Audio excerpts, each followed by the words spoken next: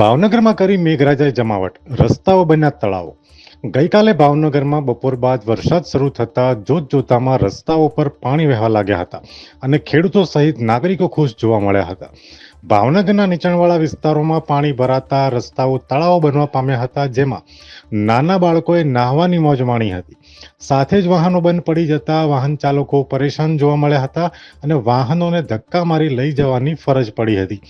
હવામાન વિભાગની આગાહીના પગલે સારો વરસાદ થતાં ખેડૂતોમાં ખુશી જોવા મળી હતી અને બફારામાંથી છુટકારો મળ્યો હતો. અહેવાલ ફિરોઝ મલેક, ભાવનગર.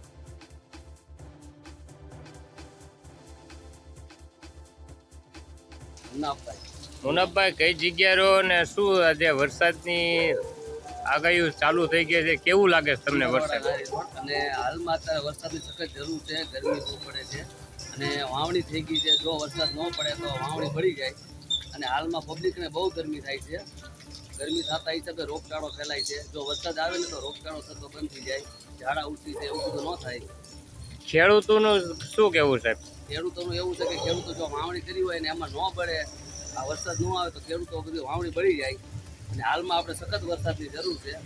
વાવણી અત્યારે હાલમાં પડે છે. વાવણી બળી જાય એટલે બકાલામાં માર પડે, મોંઘું થાય એવું લાગે.